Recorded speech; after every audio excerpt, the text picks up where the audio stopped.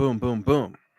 We'll give everybody just a minute to come on into the stream and gather around, my friends. It's Wednesday night, right? Gather around, and away we go. Before we open the show, we like to get into some small talk. And Tom, you were telling us you're painting your house right now. You're in the process of painting the new castle. Something tells me you went with the midnight navy and the snow-capped white.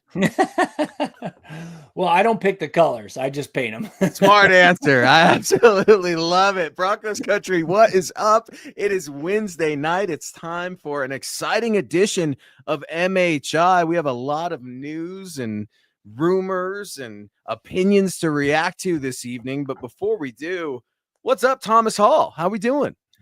I'm doing great, man. It is other than it already winter, already snowed here. So, that's kind of a bummer. I'm a summer guy, but as far as the NFL season goes, I'm pretty happy. It was quite a win on Monday night, and it could have 2 years ago, a year ago, would have went the other way. So yeah, a critical Monday night win. The Broncos beat the Browns 41-32. They advanced to an 8-5 record, and they're hitting the bye week, and it's a good bye week here in Broncos country, right? We get to talk about how much we love Bo Nix, Nick Bonito, potentially getting some league honors really soon.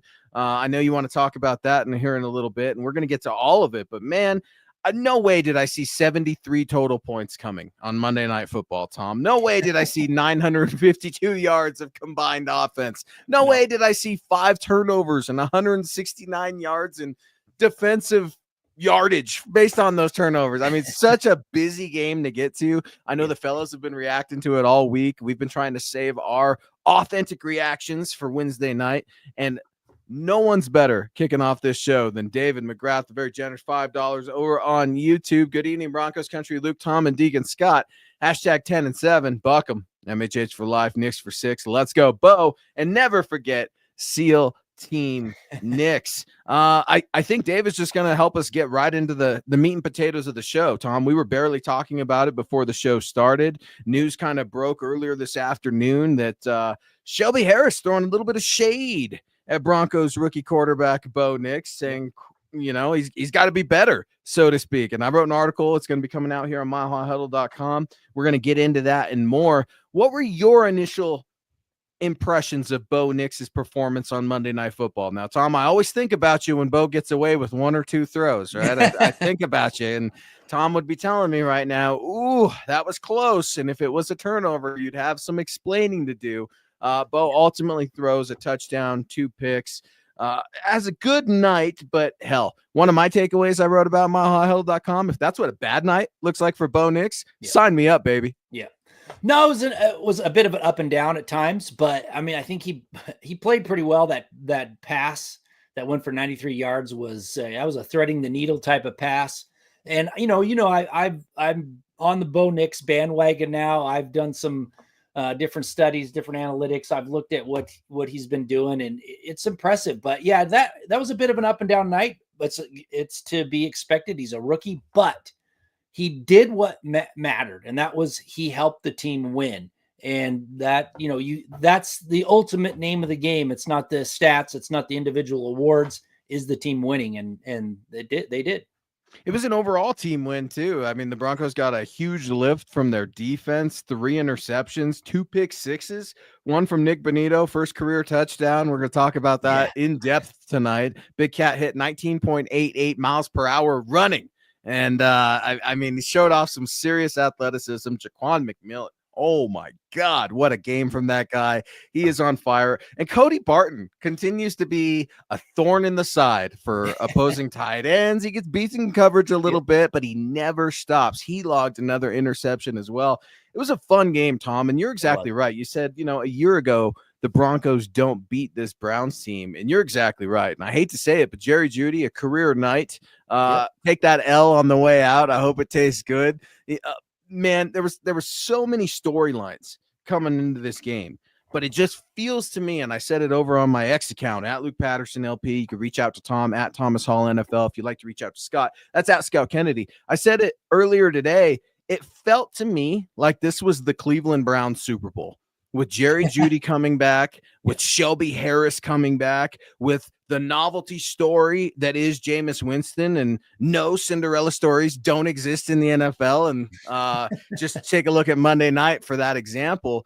But when Shelby Harris is on a podcast, and I didn't realize Shelby Harris had a podcast. He's got a podcast with former Super Bowl 50 champions Ryan Harris and Chris Harris Jr. It's called The Harrises, and it's starting to make its way around social media, some of the clips. And the 6'2", 288 former Denver Bronco didn't have a lot of love coming for Bo Nix, Tom. I think we've got Shelby and some of his comments ready to go. I mean, I would say other than that big throw, Bo Nix isn't the most efficient quarterback out there. I think that he needs, to make the little throws, and it's a lot of flair. Obviously that big throw is going to get a lot of airtime. We're going to talk. It was obviously a big throw, but also that's a throw that should have been an interception at the end of the day. So, like we can, oh my God, great arm, all that. But I think, he's still a rookie. Obviously the ceiling is there. He can be a very good quarterback, but he did just enough, and he lived off that defense. That defense really went and made plays for them to win the game. But obviously he did exactly what he needed to do. But it wasn't the most efficient game, and 2 interceptions, and it's just it's a tough game. Obviously, it's a tough game to digest for me. Just going back to Denver and losing that type of way. But I just think that maybe when I played Jaden Daniels, I played Bo Nix. Jaden Daniels, chopped our defense up. He really messed our defense up. I think Bo Nix he still has a ways to go. He has the talent to be a great quarterback in this league, but in order for the Broncos to be successful in the playoffs, he's going to have to be better. Bo Nix is going to have to be better. That's coming from former Bronco and current Cleveland Brown, Shelby Harris. Tom, thank you for that audio. That was spot on, way better than me just reading it to everybody. What are your initial impressions before I get into some of my thoughts? And you're going to read about them here really soon over at milehighhuddle.com. What's your initial impression of Shelby Harris's response about Bo Nix needing to be better? Yeah. Well, I mean, one thing he did say was he's a rookie, and it's true. I mean, we talk about it all the time. He's going to have ups and downs. I do believe that he was a little bit salty about about losing, getting beat by a rookie. It's fresh in his mind. So he's going to try and vent about it. But, you can talk about almost interceptions all day long, but the thing of it is that wasn't an interception. It may have been close, but it wasn't. And that happens all the time. You go back and watch John Elway throwing that ball at 100 miles an hour, and people can't get in front of it and intercept it. So, you can say all these things, but the bottom line is he's probably a little salty. Bo Nix is a lot better than people are giving him credit for, and he's still a rookie. So all of those things can be true. Yeah, very salty. He's going in at Bo Nix for throwing 2 interceptions, saying he should have had a third. Well, your quarterback, Jameis Winston, literally threw the game away with 3 interceptions. It shouldn't be a surprise to anybody. That was one of my keys to victory. Hell, it was the NFL's keys to victory against Jameis Winston and the Broncos. You're going to get turnovers against this cat. Just wait. I find it interesting coming from Shelby Harris, who former fan favorite, I would say, had blocked some big kicks and had a nice career here in Denver. I just find it so damn ironic that Shelby Harris is talking about efficiency. You want to know how efficient Shelby Harris was on Monday Night Football? 1 tackle in 48 defensive snaps. That's efficiency. So maybe sit tight on some of those comments. And I'm sure it took a lot for Shelby to have to come back on air, right, with his podcasting partners, Chris Harris Jr. and Ryan Harris. And you got to eat a little bit of crow. And to Shelby's credit, he did say, it's a tough pill for me to swallow, so to speak, coming back to Denver. But Phil McLaughlin weighing in. What's up, Phil? Good evening, Thomas, Luke, and Deacon Scott. I got to love the play from Nick Bonito and Marvin Mims. It's time to get something done with Garrett Bowles. Wow, 3 big names up on that one. Yeah, the future with Garrett Bowles. That's something we continue to ponder here on this show. We're going to have a whole Nick Bonito special coming up here really, really soon. Sit tight for that. Really appreciate the support, Phil. Happy Thanksgiving to everybody. I hope everybody had an awesome holiday. Cody, appreciate you so much coming in over on YouTube. $2 All Pro Bonito, possibly Defensive Player of the Year. Is that going to be a Nick Bonito or Pat Surtain? I was seeing what you're doing there, Cody, and you're putting Tom between a rock and a really hard place. Who would you pick for your Defensive Player of the Year, Tom? Nick Bonito or Pat Surtain? Well, I've been high on Nick Bonito for a while, and everyone else seems to be jumping on the bandwagon right now. For me, Pat Surtain's just playing incredible, but the difference is there's not a lot of big stats to go with it. So Bonito's going to get more attention because, everybody's all over it right now because he had that big interception return for a touchdown. I lean to Patrick Surtain just because how good he is, consistently good, how he's handled all those number one wide receivers. But if I was going to pick one, Bonito's going to get the nod over Pat Surtain. If either one of them were going to get it, is what I'm saying. Number 2 in total sacks, that is Nick Bonito, and it's pretty awesome to have his conversation or his name pop up in the conversation of Defensive Player of the Year, considering he's been an underdog since he got to Denver, for crying out loud. And guys, speaking of underdog is the place to play if you're a sports fan looking to win money while watching sports. Join over 5 million fans who are already playing on Underdog. With their pick'em game, you could win money by making entries with your favorite players. Compete against other players just by selecting higher or lower on 2 or more player stats. You could win up to 1,000 times your money. So turn every touchdown into a win with Underdog. With their champs game, you could win up to 1,000 times your money just by choosing higher or lower on player stats like passing yards, interceptions, touchdowns, and much more. Like, for example, will Bo Nix have a higher or lower than 220.5 passing yards this week? Every dog, well, he won't this week because they're on a bye. Next week. Every dog deserves a second chance, and with Underdog Rescues, you can get your money back and receive a promo if an early injury causes your entry to lose. Boom, guys. Download the Underdog app today and use Huddle to get up to $1,000 in bonus cash instantly. Again, download the Underdog app today. Use our code Huddle to get up to $1,000 in bonus cash instantly. Every player, every touchdown, just select higher or lower on Underdog. You must be 18 plus, 19 plus Alabama, Nebraska, 19 plus in Colorado for some games, 21 plus Massachusetts and Arizona, and present in a state where Underdog Fantasy operates. Terms apply. Void in Colorado. Concerned with your play, call 1-800-GAMBLER or visit ncpgambling.org. Arizona is 1-800-NEXT-STEP or text NEXT STEP, which is next-step to 53342. New York, call the 24/7 Hope line at 1-877-8-HOPE-NY or text HOPE-NY. Boom, Broncos country. It's Wednesday night. He is Thomas Hall. I am Luke Patterson. We are reacting to the Broncos' huge win over the Cleveland Browns on Monday Night Football, 41-32. We've got a lot of news, even though it's the bye week. You've got a lot of nominations for some of your favorite players to earn some league-wide honors and awards. It doesn't bother me that Bo Nix decided to give Rookie of the Week to somebody else this week, Tom. I'm good with it. I'm good with it. The Broncos still came out with a win. Shelby Harris wasn't good with it. We're reacting to Shelby Harris's comments saying Bo Nix, quote, he's going to have to be better. And definitely threw a little shade at rookie quarterback Broncos Bo Nix. Went on to say that he believes Jaden Daniels should be Offensive Player of the Year. Shelby went into great detail about how Jaden Daniels cut up the Browns defense, and I guess Bo Nix didn't. I don't know. I don't know what you would call that 93-yard touchdown pass to Marvin Mims. Yes, it could have been intercepted, but lots of couldas, right? You went over that, Tom. Coulda, shoulda, woulda.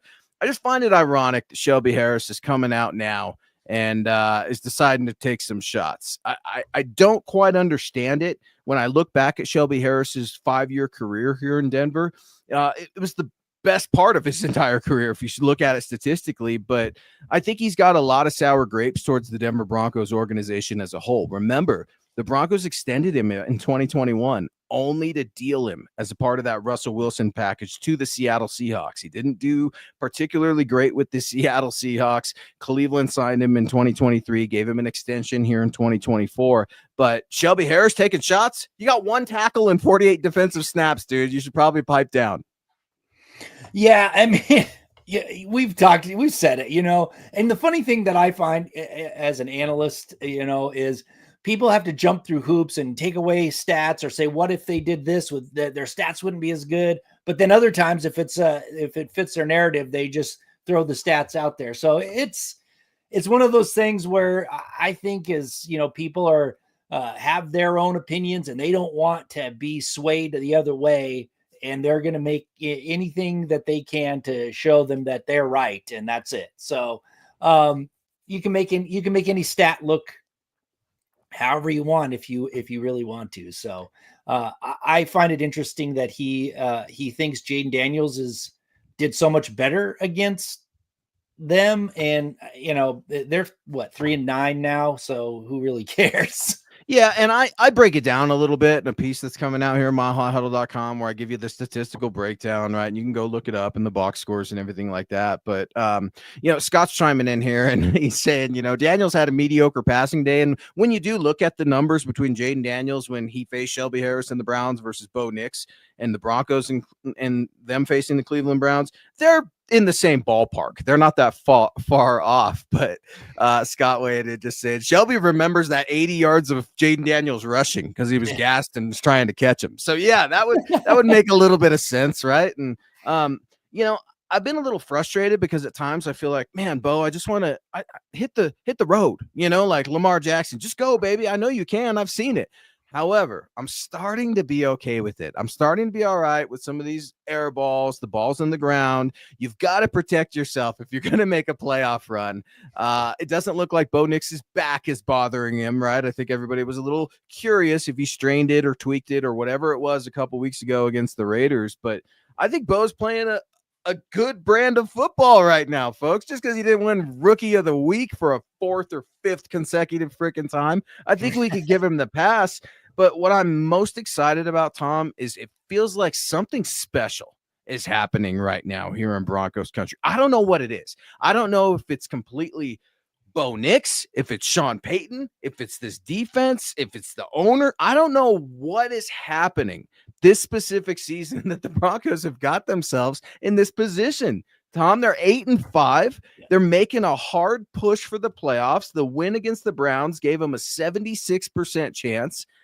What do you think it is? I mean, is it a combination of everything? Is it the culture change is fully shifted because of Sean Payton? Was it just a rookie quarterback missing? I mean, talk to me, Tom, because life is feeling pretty good. People are starting to buy Bo Nix jerseys for Christmas. Like this guy, I had to gift the wife. Her birthday was on Black Friday, right, Tom? I showed you the picture. I'm like, finally, I had to atone for the Russell Wilson jersey. Got her hooked up with the 77 Bo Nix. But man, I'm giddy because something's different this season with the Denver Broncos. Yeah. Well, I think that's a combination of a lot of things, but one thing that I point to is, well, 2 things. One, even me, I didn't think they were going to do this good. So now that they're over what everyone expected or a lot of people expected, that gives a different feeling. But for me, it's how well this young team is playing together and how well they have bounced back and met the challenges that they needed to meet. So going all the way back to the Ravens game, right? They got their butts handed to them. They came out and they should have beat the Chiefs. And then after that heartbreaking loss, they came out and they won big time.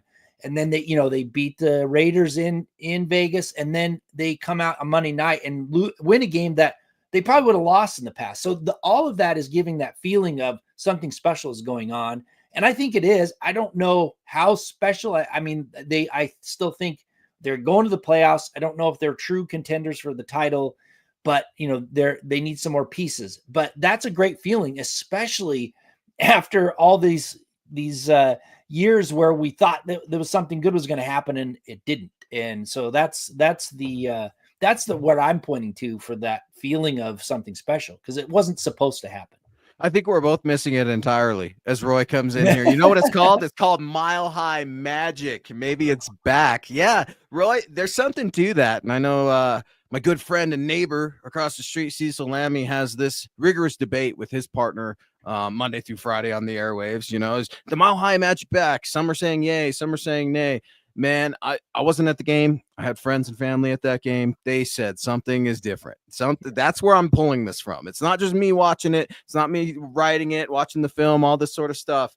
I'm checking in with Broncos country, and I'm telling you, the feeling is palpable. I don't know what they're going to do this year. Yeah. I don't know what type of run, if any, they're going to make in the playoffs. But playing team football is something that we just haven't really seen. Even when you go back to the 2015 season, the Broncos offense, we're just hoping they get in field goal position for Brandon McManus, and then let's get the defense back on the field. I mean, there's been an unbalanced nature about this franchise for so long, and they've lost so many games. Scott was right to say, I saw the comment earlier, Scott said it was bad football in the morning. It was. The Broncos, I mean, there is not a lot of great film from that Broncos game. And we can be super excited about Marvin Mims and that 93-yard touchdown pass. I absolutely love it. I would rather take those Cortland Sutton first downs towards the end of the game. How about that? That's something we really haven't seen. You saw Cortland Sutton start to take over. Tom, I don't know if you saw this. Cortland Sutton and Marvin Mims, they're the first Broncos wide receiver duo to record 100 yards plus since the late, great Demaryius Thomas and Emmanuel Sanders way back in 2016. I mean, come on. That's something, right? But remember, bad football. What is going on with the Broncos running game? I like to call it the bipolar running game of the Denver Broncos. And the guys are on the telecast for Monday Night Football. They were generous with Sean, right? You could tell Troy Aikman's friends with Sean Payton when he says, oh, yeah, the Broncos just like to ride the hot hand. When did we have a hot hand as a running back? Not a single Broncos running back has reached the 100-plus yard threshold in 30-plus games. It's the longest active streak, Tom. What the hell's going on with the Broncos running backs? I don't know. And Phil, to answer your question, there is no number one running back. I don't think. I mean, there's a collection of folks back there who are, toting the rock, but no true number one. I think you got to give Estime another year to see what happens. But Javonte Williams, there's something amiss with him, and McLaughlin can't carry the load. So, no, he just doesn't have the build to carry that load as a number one guy. So I don't know. I don't know if there's a solution this year unless Estime can finally get something going and get on a roll. But real quick, you talked about McLaughlin. I know you like him. I like him. Who doesn't, right? It's not a matter of like on this show before we get called Jaleel McLaughlin haters. No, I'm a running back room hater right now. Nothing's working. You know whose fault it is? That's Sean Payton's fault. You're supposed to have a running game established here in week 14, all right, at the bye week. I don't know. Maybe it takes the bye week, Tom. Maybe this is the magic elixir. The Broncos come out in week 15 against the Colts, and all of a sudden, they can run the football. That would be great. I'm not asking for a lot. I'm not looking for a Derrick Henry type of performance here. I'm looking for time of possession. I'm looking for complimentary football, things like that. To be fair, Jaleel McLaughlin had a very good game, 14 carries, 84 yards, but you're exactly right, Tom. You said that frame can't hold up. And you know where it really can't hold up? In cold weather games like, I don't know, Kansas City or Buffalo. Places you're probably going to have to go through if you're the Denver Broncos in the playoff race, right? So it's super disappointing when you look at the load continuing having to go over to the Broncos pass game, and they're playing well. And Tom, did you see Josh Reynolds getting cut yesterday? I know we were texting about it a little. Timing of it's odd. Tell me why the timing of that Josh Reynolds release, by the way, he was picked up by the Jaguars today off of waivers. Why was that an odd move, specifically the timing of it? Well, two things. One, they invested in him in free agency only to get rid of him already. That's an odd move. And then, they waited for him to get healthy and come back, and then they let him go. So it's just an odd timing of it. And I have no idea why people are saying they really like their the young group that they have, but I think it might have more to do with they didn't like Reynolds as much. They just didn't. There was something amiss, and they sent him on his way. Yeah, sometimes, it makes me wonder, was this a football or a business decision? And obviously Reynolds gotten himself into a horrible position a few weeks back, right, where he was involved in a shooting and hasn't really been active since. So yeah, hard to say, but I think they cut him for $4 million, right? They gave him a $4 million check on the way out the door. That's odd, and that's got to stop, by the way. I'm done with that. I'm so sick of the Broncos having to pay for coaches that they've fired, for players that they've released. I'm done with it. And we're sitting here giving guys their flowers. Well, Sean just had to have him. He had to have him. Josh Reynolds was his guy, and just like he has to have Lil Jordan Humphrey. And sooner or later, Sean needs to come around to making these decisions a little bit earlier. He could have traded Jerry Jeudy a lot earlier than the offseason. We know that. That's been documented. It's just a little frustrating when Sean doesn't want to get out of his own way. And I think the same can be said for the running game. When you look at this, I think Sean is so excited with his brand new toy, Bo Nix, and some of the other toys that are coming along for the Broncos. We talked about Marvin Mims, 3 receptions for 105 yards.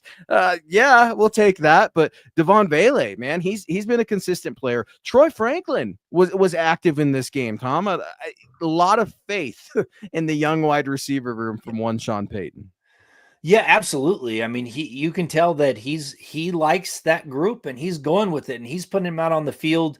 Franklin's had some drop troubles and he's still putting him out there and trying to get him the ball. So he obviously likes him and he likes that group. And they're sticking with him for better or worse. They're sticking with that group. I don't see them make any moves other than maybe pulling up a guy from practice squad. I think they got two guys on the practice squad that are wide receivers right now. Maybe 3, if I remember correctly. I think it's Stills and Bandy and somebody else possibly. Oh yeah. The guy they picked up from New Orleans. So they've got some options, but yeah, they're sticking with that young group and one elder statesman, and they're going to see what happens. Tom, talk to me about Nick Bonito, man. You've been on the Nick Bonito bandwagon. You've been steering the Nick Bonito bandwagon. I'm on another bandwagon. I'm on the much cheaper bandwagon, Jonathan Cooper. And I say cheaper because Nick Bonito is going to break the bank next year, Tom. We were talking about this earlier today. This guy is just popping up on everybody's radar. He's second leading sacker in the NFL with 11. He got another one the other night. His first career defensive touchdown came on a 71-yard pick six. What can be said about Nick Bonito other than he should be in the conversation for Defensive Player of the Year? Yeah. He should be a first-team All-Pro, and he should probably book a ticket to the Pro Bowl. Yeah, absolutely. It's funny because a couple weeks ago, I think it was after the Atlanta game, I said, you know what? If Nick Bonito can continue with his sack pace that he's on and create a few turnovers in the next couple weeks, he's going to get Defensive Player of the Year recognition. And that's exactly what happened. Boom. He forced a fumble a week before, and now he's an interception return for a touchdown. Now everybody's saying, oh, wow, how come we haven't been looking at Bonito as Defensive Player of the Year? But he has the qualities to do it, right? He's got the big stats. He's starting to force turnovers. Typically you go look at the edge rushers, that they're the ones that get the attention if they get a lot of sacks. You can go back to when Champ Bailey was robbed, the best cornerback season of all time, and he loses to an edge rusher who got more sacks and some forced fumbles. So that gives him the edge. But he's got the traits. That's what I said from the beginning. He's got that explosive trait, the bend. He just needed to work on a couple things, and he worked on that. He's gotten better, and here he is. In his third year. Is it his third year or fourth? I can't remember. Yep, it's putting it all together, and it's now finally people are starting to realize this guy is a lot better than we were giving him credit for.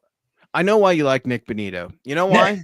Because you're a patient man. And what do I mean by that? I was really pissed off when Nick Bonito got drafted, and the first thing George Payton said was he needs to get in the weight room. I'm thinking, a second-round pass rusher from Oklahoma? You're supposed to be telling me he's going to go take Pat Mahomes' head off, for the next 10 years. And patience is paying off for the Denver Broncos. It's specifically Nick Bonito, man. I mean, he's having a hell of a year, his best year in his career.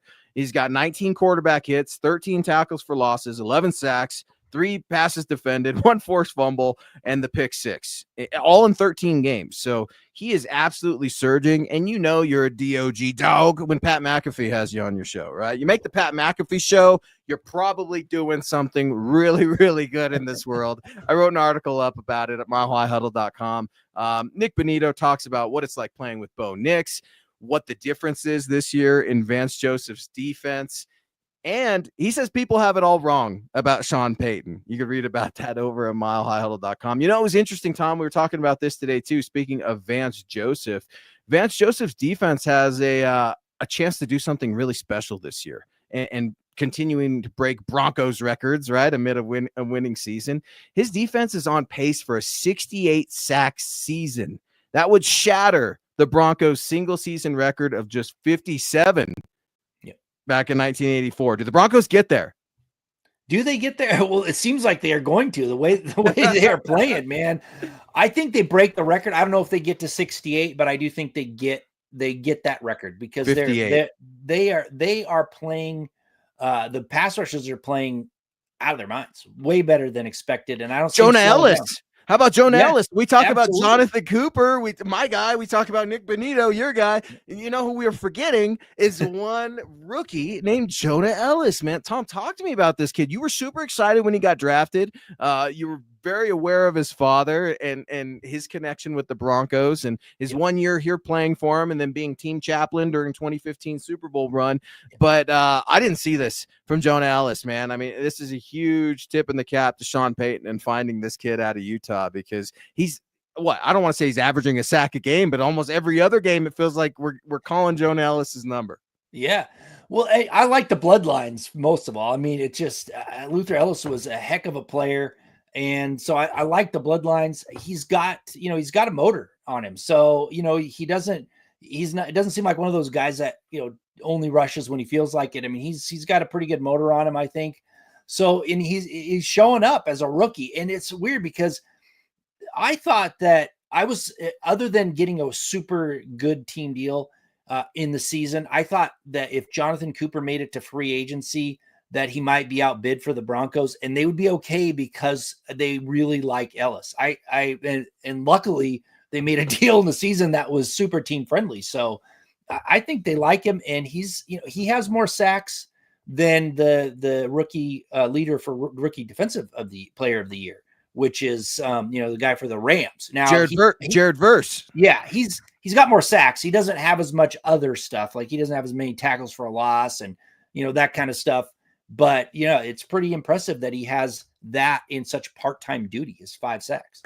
Speaking of impressive, we are all about giving our guys and gals their props and their shout-outs on this show. How about one of our very own, Todd Ostendorf? He is weeks away from retirement. Man, Todd, congratulations, man. A huge Mile High salute to you from MHI, your friends here every Wednesday night. That's awesome, man. Love to be able to celebrate with our friends and our family here on this show, just like we're celebrating Nick Bonito, almost leading the league in sacks, right? He's the number 2 guy sitting at 11. He's in the conversation for Defensive Player of the Year. Bo Nix in the conversation for Rookie of the Year. Tom, you've got a huge game coming up against the Indianapolis Colts here in Denver, Colorado. The win against the Cleveland Browns officially gave the Broncos their 4th home win of the season. And that's where the advantage has to happen right now. You have to win these home games. I'm finally relieved to feel that some of the Mile High magic is coming back. The pressure from the fan base is getting there because this team so far, they're doing well when given the high expectations. Yeah. Yeah. And I think if they beat the Colts there, that's it. They're in the playoffs because you think about it, every other team that is in the hunt, I'm talking about seriously in the hunt, Miami, Cincinnati, and Colts have to win out in order to get to 10 games. Broncos have to win 2 and that's it. And if they beat the Colts are done. I mean, there's no way they can catch up. So I think that's a big game for them. And I think they can still get in even if they lose to the Colts. But I think once they beat the Colts, it's over. They're probably in and probably mathematically too. I'm so annoyed by the Browns, Paul. I was talking about this earlier, man. You got Jerry Jeudy still popping off. You got Shelby Harris popping off about Bo Nix, but you got to just go away. You're the Browns, all right? You're the Browns. And, Jerry Jeudy had a career night. Okay, 9 receptions, 235 yards, and a touchdown. I think, he set the record for a receiver returning to face his old team. Don't really care. The Broncos are going to be in the playoffs while you're on the couch. Enjoy Cleveland, boys. You guys are forever Browns, I hope, right? With Shelby Harris and Jerry Jeudy, and it's all good, man. It's I really don't wish Jerry Jeudy any success. I don't wish him ill, but I thought he acted like he acted like a punk too. I'm like, dude, that was you giving 100% effort. When have you ever given 100% effort other than Monday Night Football in your NFL career? We didn't see a shred of that, Tom, and I mean a shred of what Jerry Jeudy did against Levi Wallace. And I went 35 minutes without going here, Tom. 35 minutes, because I'm trying to be more positive, right? You got the new year coming up. New year, new me, all that BS. I'm trying. The Broncos are positive. I'm trying to go as the Broncos go. So I'm not going to come on MHI. I'm not going to just start getting after Levi Wallace. But for the love of God, Tom, it's Wednesday night and Levi Wallace is still on this roster. I don't think I've seen any roster Olympics where they're bringing in free agent DBs or elevating DBs from the practice squad. What do the Broncos, specifically Vance Joseph, do about Levi Wallace, who allowed more than a handful of receptions, 130 receiving yards plus, and at least 2 touchdowns? Yeah. Well, that's, you and I have had our doubts with Vance Joseph. He's been having a great year, but that's another situation where we're scratching our heads like, why are you allowing Levi Wallace to cover Jerry Jeudy most of the game until the very end? They had Sertan only covered him like a couple times. It's strange. I think that they're going to try and go with the other two. Over Levi Wallace going out from here on out. I think it's going to be the rookie Damari Mathis and the rookie Drain. I can't. Who did great in the 5 snaps at the end of the game that he needed to come in for. I mean, it was so bad. I felt bad for the guy, Tom. Usually, man, you know me, I'm pretty ruthless. I feel bad for Levi Wallace, but I have to tell you, if he is stuck back out there against the Kansas City Chiefs, what do you think's going to happen? Or even the Colts, what do you think's going to happen? And if that happens, that's not Levi Wallace's fault. That's Sean Payton's fault. That's Van Joseph's fault. You're either coaching it or you're allowing it to happen. Levi Wallace cannot see the field. And Todd, I hear you. I don't think we need to drop Wallace. He's a healthy body. I disagree. I think we need to drop Wallace, but I don't think the Broncos will. And here's why. Because Sean Payton has showed loyalty to his guys. He could have fired Vance Joseph when we all wanted him to after that 70 burger in Miami last year. He didn't do it. He could have got after Bo Nix and really shaken up his confidence and went to Jarrett Stidham early, and he didn't. He stays with his guys for better or worse. And so far, the patience is paying off for Denver. Do I need to have faith with Levi Wallace here? Is this a coaching thing here where he can be put in a position to have success? Or is this man cover beater just going to continue to haunt the Broncos secondary? Well, they're not going to cut him. I agree with Todd there. They're going to keep him around, but they're probably going to shift him around and maybe put someone else to start or to go in front of him if Moss is still not available. So, because they saw what happened. Other teams saw what happened. They're going to attack Levi Wallace. You might as well put somebody else out there who they don't know, haven't seen so much film on and how to attack him. But if he does go out there, they're going to have to give him some sort of other help because he was chasing Jerry Jeudy all by himself all night long. And that's just unacceptable. His back. I mean, it was so bad that I was arguing with my dad on text message. My dad's like, "This is a total effort thing." And for me, I was like, "Dad, I hate to tell you, I think he's given his best effort. It's just that the talent is that much different." And Levi wasn't exclusively on Jerry Jeudy, but for crying out loud, it was ugly and it concerning, especially coming up against some playoff caliber teams. In your stretch. I mean, the Colts, that you can't sleep on these teams. And for everybody saying, so what? The Broncos beat the Browns. That doesn't matter. Upsets happen every single week. I don't care that the Browns are 3-9. That was a good win, a much needed win for your Denver Broncos. Was it good football? No, not at all. But it made for a hell of a game. And I don't know, man, is it just us being biased here in Broncos country, or was that the Monday night or primetime game of the season so far? I had fun every second of it, even having to stay up till 1 a.m. writing at milehighhuddle.com. I loved it. It was nice to wake up to a victory Tuesday. Was that the best primetime game this year, Tom? I think so. It's the best one I've seen. And remember, the Browns are a bit of a different team now than they were earlier. They're 3-9, but they're not as bad as they were. The changing to Jameis Winston really helped the team. Winston's not a great quarterback. He gives them a better chance of winning than Deshaun Watson. That's for sure. He definitely throws his share of picks, but they're a different team with him behind center than they were earlier in the year. So what I'm saying is they're a better team than their record shows right now.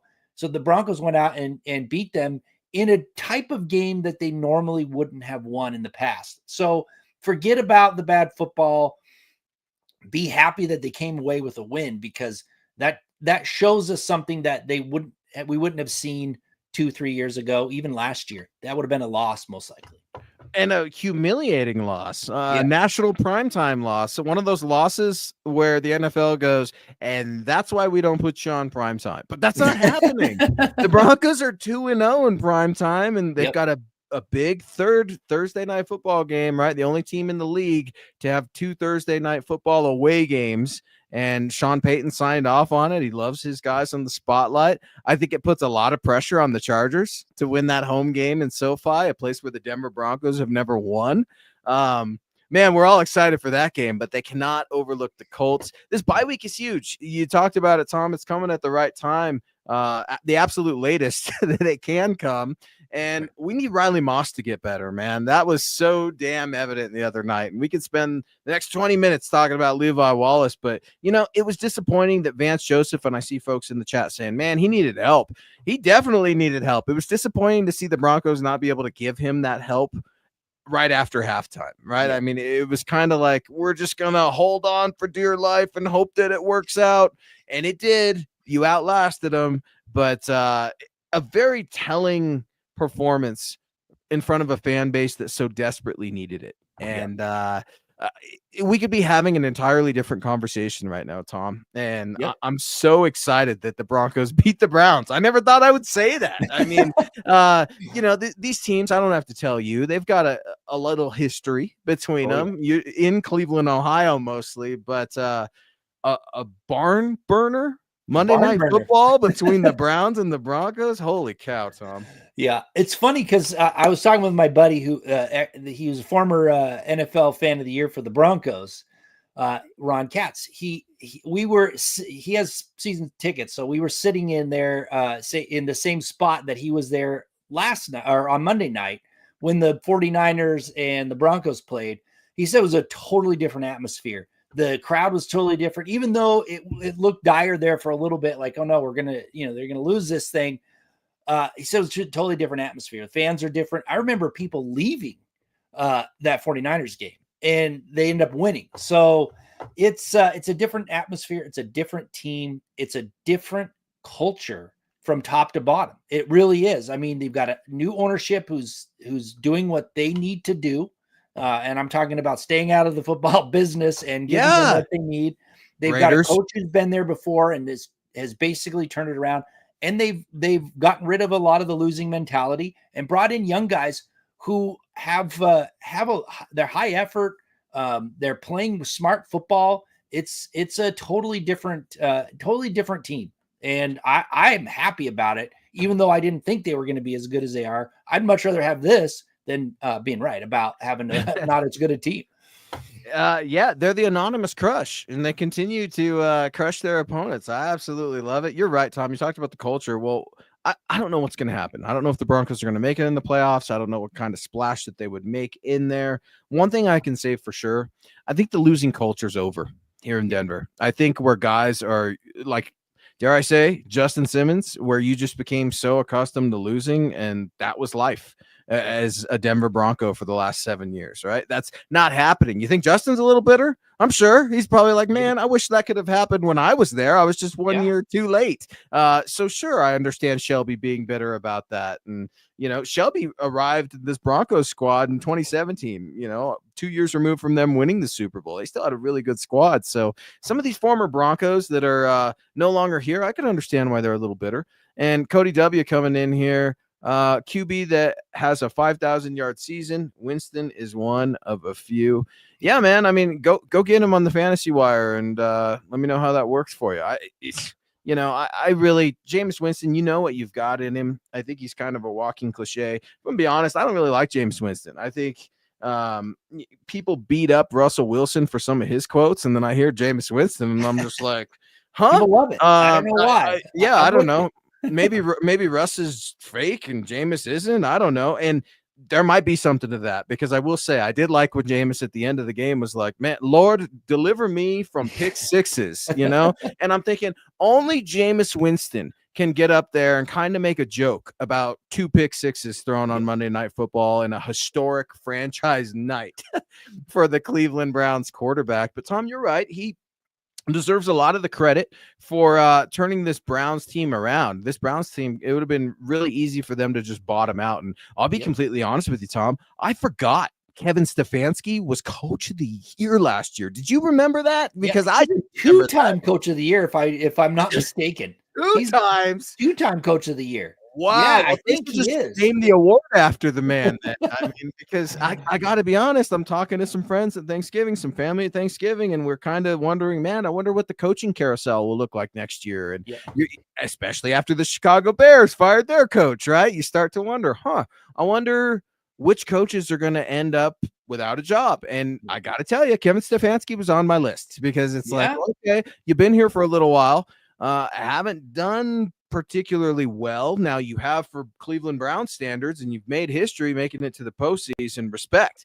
But it's just one of those things, man, where I'm like, if Kevin Stefanski can win coach of the year, why the hell can't Sean Payton? Well, I would say Stefanski's done working with what he's had to work with. Paul Brown, the massive disaster that they got. I know people are upset about Russell Wilson trade. That Watson trade is way worse, and he's saddled with that. I think he's held this team together. Like you said, that they could have packed it in. So, I mean, I got to give him some credit, but the main name of the game is getting wins, and he's had a tough time doing that. So you may be right. He may be on the hot seat, but I think they'll give him another go. But, man, you got to start winning. Got to start winning, and the Broncos have to. Man, they're on a 3-game winning streak. I'll take that, huh? Yep. And you start the month of December with a win. You needed it. How different is this conversation if the Broncos had made that damn field goal in Arrowhead 4 weeks ago, Tom? Not that I'm still thinking about it or anything, but it's just brutal to see that Chiefs game last Friday, huh? On Black Friday, where the Raiders had them ready. They had them pinned, dead to rights, and we know the feeling here in Broncos country, only for the Chiefs and the refs to do what the Chiefs and the refs do. They bail Kansas City out. Kansas City, the first team to clinch, I think, if I read that right. And it's a rat race for second place in the AFC. Yeah, that loss is a bummer, because I still stick by what I said. If they were going to beat them in Kansas City, before they even played, I said if they beat them in Kansas City, they're going to be playing that final game for the division, because I thought that the Chiefs were going to slip and lose one like to the Raiders, and they should have. Now I'm a little bit kind of wishy-washy on that prediction, because they seem to be winning games that they shouldn't win. So we'll see. But yeah, I mean, if they had won that, we're talking that very well could be a race to the division championship there. So I think they're too far out now at this point. Yeah, it's gonna have to wait till next year for that streak to be broken in Kansas City, but I'm feeling pretty good about it based on what I'm seeing out of Bo Nix, man, and that's exciting. Tom, you've got a piece up over at milehighhuddle.com right now, an analytics piece based on Bo Nix and his arm strength. Talk to me a little bit about the Bo Nix naysayers. Yeah, well, I got tired of listening to these people throwing their opinion around. They're like film watchers that they're part-time film watchers that, yes, throw their opinion out when they really don't have any context of what they're looking at. So I basically just took the straight up play-by-play. I charted every throw, where it went, and just put it on a chart. I said, you look at it, you tell me. I'm not editing it. I'm not removing any passes. I'm not, making any excuses here or there. And I circled the 2 areas where when you throw the ball, that's the hardest throws to make. The kind of the deeper out to the right and the left. And Bo Nix has some great numbers. He's got I think he has 4 touchdowns, 1 pick, and a pretty solid completion rate for a rookie. You compare him to Pat Mahomes. Yeah, he's not quite there yet, but he's got a better completion rate than Josh Allen, who has an incredible arm. So that's what I just wanted to, go, okay, listen, folks, you can have an agenda and watch your film and, try and put that agenda to life with what your opinion is, or you can actually look at it with an open mind and say, hey, this guy actually has a decent arm. It's not the strongest arm but it's not a weak arm. Yeah, I've been doing this for a little bit. I've been scouting for about 5 or 6 years. Scott's been scouting a lot longer than me. Tom, you've been scouting a long time as well. I don't give a rip what people say about arm strength when it comes to quarterback. I really don't. Remember when we were told that Tim Tebow had good arm strength, but then he just wasn't accurate? I mean, and there's still that video of him and that duck pass at practice lives in my head that CBS 4 Colorado put out. I mean, just rent free. It was one of the most hilarious and pathetic things I've ever seen in my life. Yeah, arm strength, man. Arm strength. I think it's so easy for us to throw that around. I would actually argue, I can't believe I'm going to say this. It's somewhere Nick Kendall would laugh. I think hand size is a lot more important than arm strength if we're talking about NFL quarterbacks. And I think it was a really good piece over at milehighhuddle.com. Tom, you're an absolute dog when it comes to analytics. I would encourage everybody to go look at it. What do I mean by dog at analytics? You tell the truth. You don't pad the stats. You don't take things away. They are what they are. You present the information in a clear and concise way. Tom, I was also over at milehighhuddle.com where you can read one of my articles up about Nick Bonito on the Pat McAfee show, saying we knew there were going to be doubters. But then I'm scrolling along, and James Campbell has a piece up that absolutely broke my heart. Why do your friends at the Pro Football Hall of Fame hate Mike Shanahan, Tom? Thomas Hall, give me answers. I demand that. I don't know. That was a head scratcher because they completely ignored Broncos in the senior area. They ignored them in the modern area, even though that they didn't even make it past the first round. That's how bad they ignored them. So I thought, okay, they're going with Shanahan. They're going to make amends by saying, because he's due. And then they go with Holmgren, who, if Shanahan I remember correctly, the Broncos beat them in the Super Bowl, beat that coach as one of the biggest underdogs of all time up until that point. And they go with Holmgren. It's a head scratcher. I didn't get it. But again, that's one of those things that you can't take these things for granted, right? You can't just say, oh, he's in, he's going to get in eventually. Let's just not worry about it. We have got to go about doing some sort of campaign to make sure that these people are in the faces all the time of these voters so that it's fresh in their mind, what they've done, what they've accomplished. The Broncos need to do a better job of it. We all need to do a better job of it because it just comes down to this. Oh, well, we're just going to pick Holmgren, even though, Shanahan is the better coach. No, Shanahan should have went into the Pro Football Hall of Fame when he still had color in his hair. Okay. Like that's where we're at right now. And, I'm still bitter about Jerry Jones getting in before Pat Bowlen, if we're being completely honest. Yeah. And, I got a little bit of a personal connection with what Pat Bowlen did in my high school football career and what he's done for so many Coloradans and here in Denver and being a native, man. So I'm bitter about that.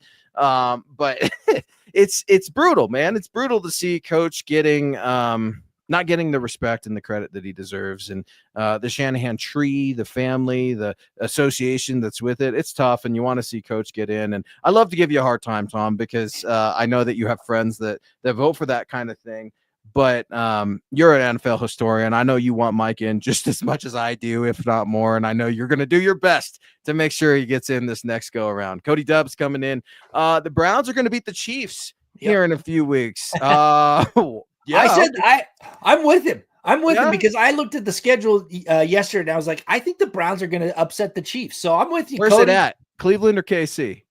I think it's at Kansas City. Even I think that's Stop it. visiting. Stop it. You and Cody are just. The Kansas City Chiefs should have lost 5 games already. I mean, I don't know how they're lucking through it, but they're going to drop a couple that you're not going to expect. And the Browns could be one of them. I thought it was going to be the Raiders squeaking a win out, but of course they flubbed that up. Yeah. Yeah, man. It's I'm trying to see who do the Chargers have. Oh, Chiefs Chargers on Sunday night. Is that what we're looking? Oh, go Chiefs, baby. I'm going with the Chargers on that one. Why? I'm sick and tired of the Chiefs having home field advantage. I want them to lose and I'd rather have another team get home field advantage than the Chiefs. I'm tired of it. Stop it, Tom. I'm tired of it. I hate the Chiefs. You're tossing this reasonable sensibility about you right out the window, and I don't know what the hell's going on anymore, man. I'm bitter. You're like Shelby Harris, saying Bo Nix needs to play better. Exactly. Right? We'll trash you early and then talk you up later because you got to beat the Chiefs. Kind of like what you did with Sean Payton. Yeah. You know what I mean? But hey, I didn't trash his coaching. I still don't like him as a person. I still think he's kind of has some shady character issues. But how dare you? I never said he was a bad coach. How dare you? You should go read my article. Nick Bonito says people have it wrong about Coach Sean Payton. You can read about that over at myhuddle.com. It was just kind of funny when he was on the Pat McAfee show yesterday, and he's just like, man, people have it wrong. I'm telling you. And you can read about it. But, Pat asks, he's like, have you gotten a pair of shoes from Coach? And Nick's like, no, I've been trying to get Jordans from Coach for as long as I've been here, And he's an interesting cat. And Sean, I don't agree with everything he does either, but this is fun right now, right? This is fun to be able to talk about the Broncos enjoying their bye week. Tom, I'm really excited for the bye week, right? I actually get to enjoy this weekend's slate of games without being a nervous wreck. What does the bye week look for Thomas Hall, man? What's it look like? Are you are you relieved? Are you catching up with some family time? Are you going to watch the rest of the NFL games? I know you're going to be cheering for the Chiefs, which I can't figure out why on Sunday night, but what does a bye week look like for Thomas Hall? Well, unfortunately, I still got so much to do to this house. I'm going to probably not going to see as many games as I want. I'll be working on the house, and I got just so much to do. The snow's already flying. I still got wood to cut. I got a lot going on, but yeah, it's funny because this is the year that I kind of took a step back and I was like, you know what? I'm not going to get as worked up about the Broncos football anymore. I'm going to be more relaxed. Whatever happens, happens. I'm not going to be disappointed. Maybe that's what changed the whole thing. I've got a different attitude, but I'm not worked up about it. So I'm going to watch the games. I'm going to hope that the Chiefs lose, even though it doesn't help the Broncos move up in the standings. But I'm ready for them to start losing. But yeah, I'll probably end up having to do a lot of work around the house, unfortunately. Well, turn on the radio, get the game on at least, or stream it to a device at least, because these weeks where you don't have to be so stressed about the Broncos are far and few between. It's coming down to the final stretch, man. I can't believe we're sitting here Wednesday, December 4th, we're talking about the Broncos being in the playoff mix, and I still I'm nervous. I'm hopeful, but I'm nervous. Now the Broncos, with their win over the Browns, they got to 76% odds of making the playoffs, but things change quickly in the NFL. Crazier things have happened. You have a lot of teams that are pretty close, but man, I'm so grateful for this. We talked about Thanksgiving and what we were thankful for last week, and I know it's the holiday season now, but man, who would have thought? Cutting Russell Wilson and drafting a rookie quarterback, keeping Vance Joseph, and here we sit in week 14. Your Denver Broncos are 8-5. They're relevant. Their quarterback is in the conversation for rookie of the year. Their number one pass rusher is second in total sacks with 11. Just got his first pick six, in the conversation for defensive player of the year. Your kickers won special teams player of the week. Your all kinds of things are happening for this Broncos squad, Tom. I'm here for all of it, baby.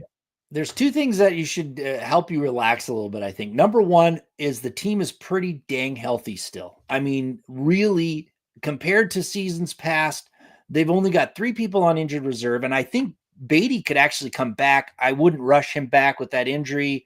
don't do it. I remember Bidet. It's Bidet. It's been so long. Sorry, we forgot how to Bidet. say his name. Remember, Bidet. like we had making a splash with Bidet. We went full child with That's that right. name. Bidet. I'm sorry. He could come back. So that's really two people that aren't coming back. I don't think he will. The second thing is, remember, these teams in the hunt, they've got to win out. The Broncos can get to 10 games, which I think is the 7th seed guaranteed at 10 wins. 2-2. That's it. They have to win 2 games. Everyone else has to win out. Take a deep breath. I think the Broncos are pretty much going to the playoffs if they don't have a total meltdown. Total meltdown. Never. Not this Broncos squad. No way. Not with one Sean Payton at the helm.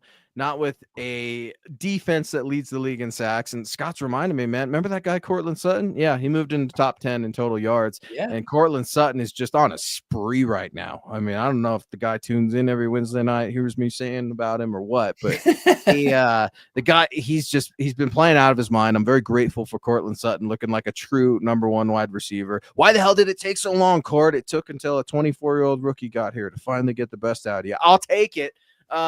Tom, I'm really, really excited for next week's show. We head into week 15 against the Colts.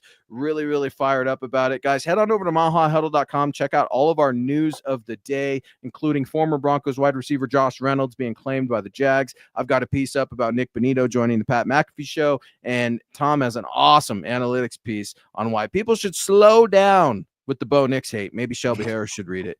Another fun show, Tom. Really, really appreciate you. And let's keep this thing going, baby. Yeah, absolutely. I'm sitting back comfortable because I feel pretty confident that cruising. We are gonna watch the Broncos in the playoffs for the first time in nearly a decade. So hey, just enjoy it. Don't give me hope, like Hawkeye likes to say in that meme, man. It's it's fun. Guys, it's a stressful time of year. Make sure you tune into these pods, get away from it. We've got one on every night, 6 p.m. Mountain. We have got your back. Our guys, Nick and Scott, have your back on the morning show. It's been absolutely insane. I see those numbers. You guys are killing it in the mornings. And we've got Scott, are you gonna be on the mic tomorrow night? Nope. Yeah. Scott Kennedy and Zach Kelberman are going to be coming at you for the Mile High Huddle podcast. Chad's loss, Scott's gain, and your gain. Stay tuned to Zach and Scott tomorrow night at 6 p.m. Mountain. Should be a good show. And, man, here we go, Tom, into the bye week. This is the way. This is the way.